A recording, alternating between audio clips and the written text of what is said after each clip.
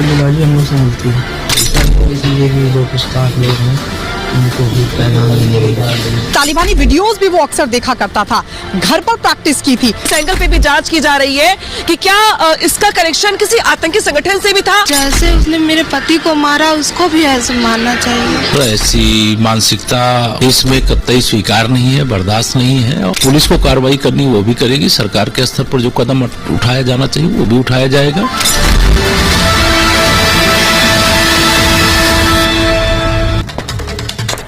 नमस्कार, आपके साथ मैं हूं सुजाता कुकरेती। आप देख रहे हैं महाभारत, और महाभारत में बात योगी आदित्यनाथ के काम करने की तरीके की। जी हाँ, योगी के काम करने का एक तरीका है, फिर विरोधियों को वो तरीका पसंद आए या ना आए, लेकिन योगी आदित्यनाथ सीधे सीधे अपना रिपोर्ट कार्ड जनता को थमाते हैं। इसलिए कह रही हूं क्योंकि योगी के काम करने के तरीके पर ही 2022 में वोट मांगे गए और 2022 में यूपी में सरकार फिर से बनी।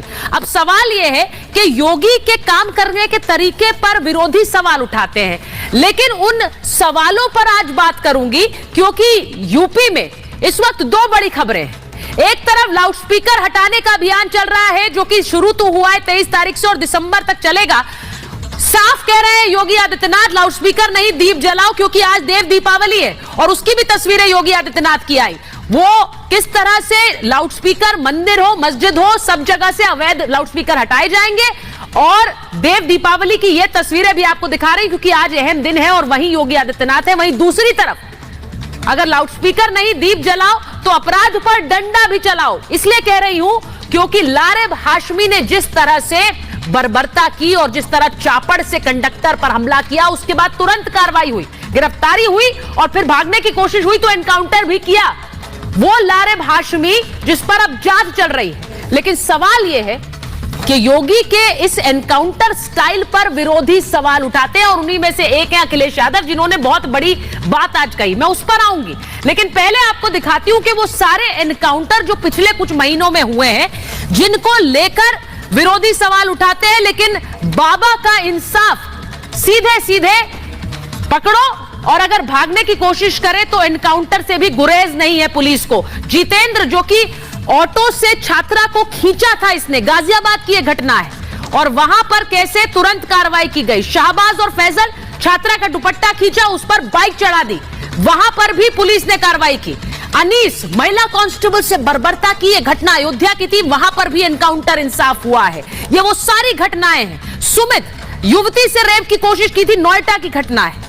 इसी के साथ साथ असद ने, जिसको आपने कई बार टीवी पे तस्वीरें उसकी देखी, वीडियो देखी, क्योंकि अतीक अहमद का बेटा था, उमेश हत्याकांड में शामिल था, झांसी में उसको एनकाउंटर करके मार गिराया गया। उसी के एनकाउंटर पर आज अखिलेश यादव सवाल उठा रहे हैं। उमेश हत्याकांड में शामिल दूसरा गुलाम, उसे भी एनकाउंटर में मार गिराया गया।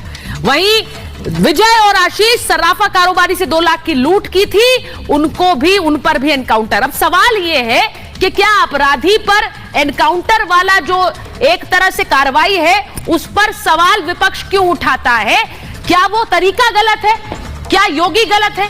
क्योंकि योगी की कार्रवाई पर जनता की भी आवाज आपको सुनवाएंगे। लेकिन पहले मैं सीधे सीधे अपनी जा रही हूं अपनी 2 सहयोगियों के पास जो कि प्रयागराज से हमारे साथ जुड़े हैं, क्योंकि अनामिका सिंह को आप देख सकते हैं, गायत्री शर्मा को आप देख सकते हैं, जो लारेब हाशमी की खबर को लगातार उस पर अपडेट्स प्रयागराज से दे रहे हैं। मैं पहले अनामिका आपके पास आ रही हूं।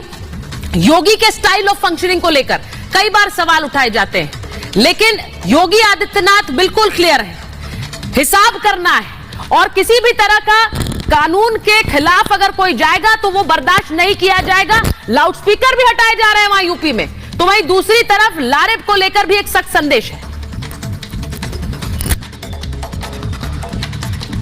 सुचारता, देखिए यही तरीका है मुख्यमंत्री योगी आदित्यनाथ का। शायद यही वजह है कि आप याद करेंगी, चाहे गौर करेंगी तो देश में चाहे जितने भी चुनाव हो, चाहे जिस राज्य में भी चुनाव हो, पीएम मोदी और अमित शाह के बाद सबसे ज्यादा रैलियां मुख्यमंत्री योगी आदित्यनाथ की होती हैं, क्योंकि जिस तरीके से सबसे बड़ा राज्य उत्तर प्रदेश और उत्तर प्रदेश में जिस तरीके से कानून व्यवस्था को लेकर के काम किया गया, पहले दिन से एक बड़ा संदेश देने का प्रयास किया गया। हालांकि मौके मौके पर अखिलेश यादव काउंटर करते रहते, सवाल खड़े करते रहते हैं। लेकिन जो आपने जिक्र किया लाउड स्पीकर को उतारने को लेकर के, तो ये बड़े पैमाने पे एक बड़ा ऑपरेशन चलाया गया, एक बड़ा अभियान चलाया गया है, न सिर्फ प्रदेश के 75 जिलों में, बल्कि जो चाहे हिंदू हो, चाहे मुस्लिम हो, चाहे चर्च हो, चाहे वो बाकी गुरुद्वारे हो, अलग अलग जो धार्मिक स्थल है, वहां पर जो भी लाउड स्पीकर मानक के अनुरूप नहीं थे, उन सब पर कार्रवाई की गई है।